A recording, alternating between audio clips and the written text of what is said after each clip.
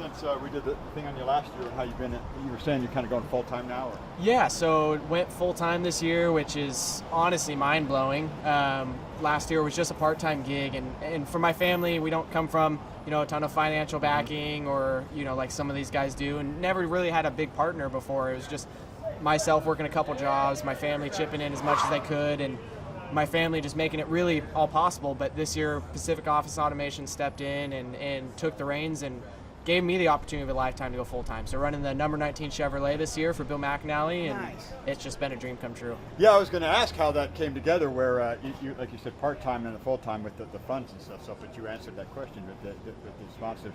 How different is it now going full-time? It's honestly, it's been better. I think the best way to put it is you just have more time to sit down and really plan things out, and we've really worked hard to get a good group of guys around me at the track, from crew to crew chief, spotter.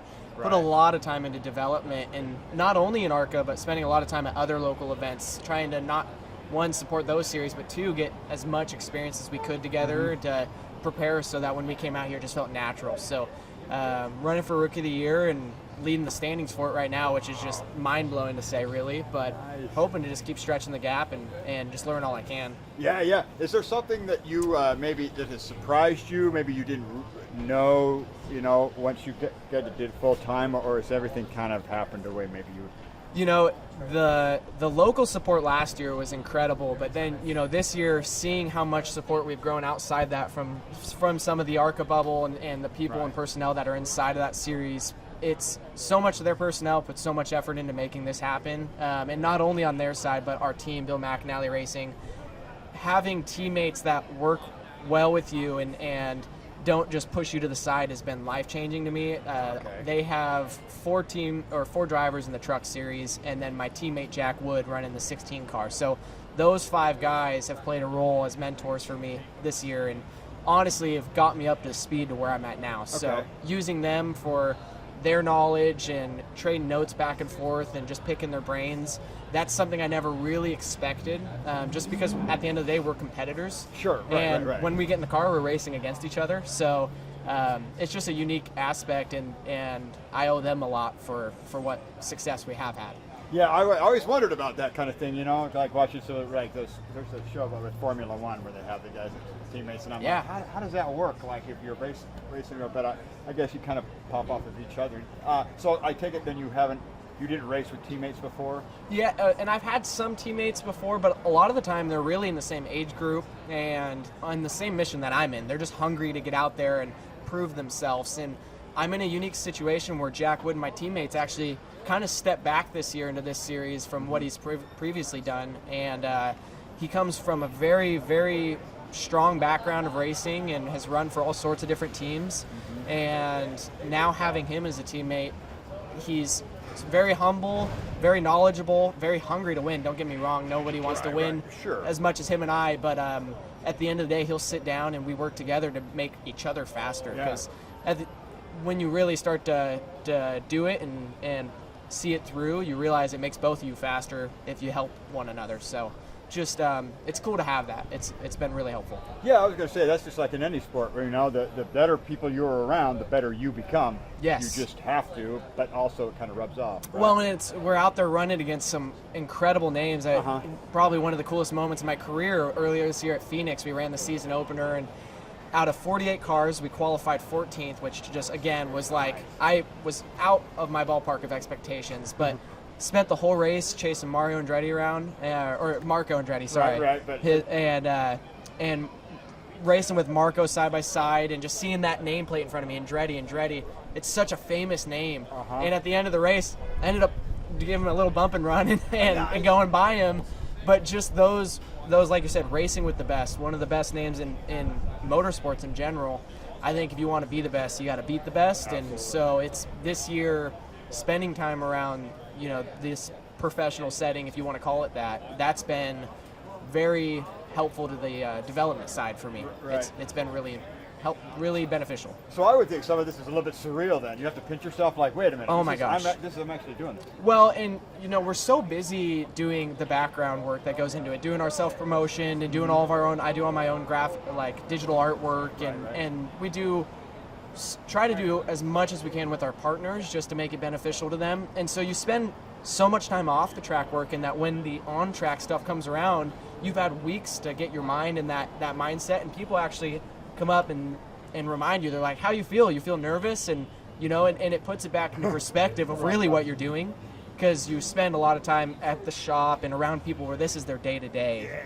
And then you meet somebody like a race fan here at the 10 Brewery and the 10 Barrel Brewery, and they're just super excited to be here and super excited to meet you, and you're just like, I'm another person. Right. But it probably kind of reminds you what you're doing. It really does. Yeah, right. And so it puts it into perspective, like I said, and that's awesome. So it's usually like this day before, once we get things in motion and we're doing the promotional things, where I'm just getting amped up, and it does really feel surreal. I mean, bouncing from sponsors to locations like this for meet and greets, and then to the track. As soon as you walk in there, I was telling my crew today as we were driving, we were following the hauler down the road, and I said, I don't care who you are. That's never going to get old, seeing your name on the side of a semi. That's just cool. So I'm just giddy as could all be and trying to keep my composure. That's awesome. That is awesome. Well, it sounds like things are going good for you. Was last year the first time you raced on the P.I.R. track? So I've had some experience at P.I.R. in other series, but in this NASCAR rank, in the Arca West series, that was my first time. Our series debut, which a lot of people would say is pretty unconventional, running a road course for your first race, because NASCAR is so known for their circle track racing. Sure.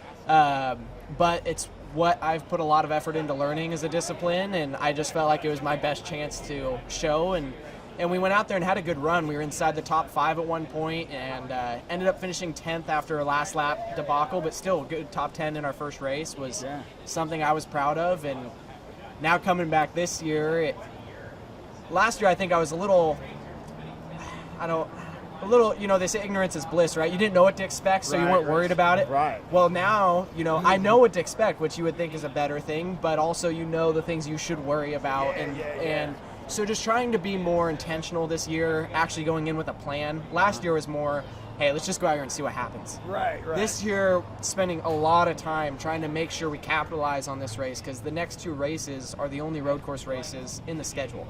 So it's really important for tracks like Portland, and then Sonoma's our next one, to make the most out of those tracks. Because for me personally, it's probably one of my better chances to capitalize in these events this year, and just show what our team can do. So because I remember I talked to you right after the race, and you were like, wow, that was like, I could tell you weren't quite sure how to get it all together yet. So it just happened, and you're just trying to soak it all in. And so earlier this year, that was kind of a goal I made, was when we went to Phoenix. I remember a moment I was sitting there waiting for the driver intros, and I was behind the stage, just knees over the edge, hanging there, swinging my legs, and just looking at the grandstands and the facility. And the series director comes up to me and he goes, and I go, what? And he goes, you're just soaking it all in, aren't you?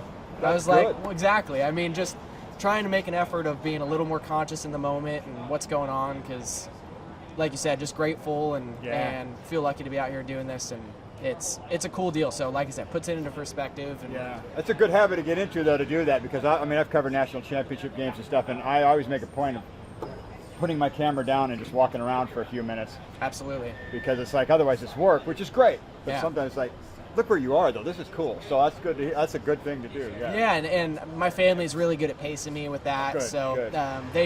They send me texts all the time just saying, I hope you're taking this in. You're busy out there running. I've been going since 8 a.m. this morning from place to place, and they're like, I just hope you're stopping to take this in. That you've earned it. And honestly, I don't feel like I've earned it as much as they have, because they've sacrificed so much for me to be here. So it's really cool. Well, you've all learned. Yeah. Nice. Anything? With it being a home race, any added pressure for you? That's.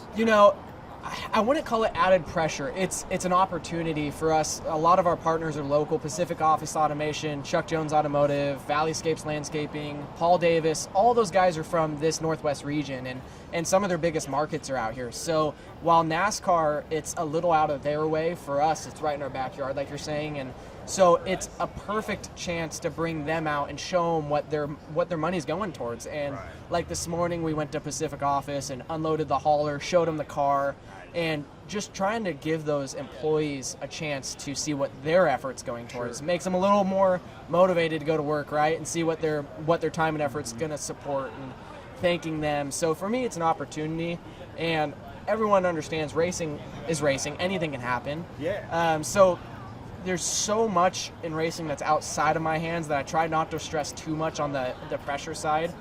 And like I said, you're so busy doing the promotional stuff on the side, you don't get to think about it till you're there. So as far as pressure goes, I think it's more of an exciting opportunity than it is pressure.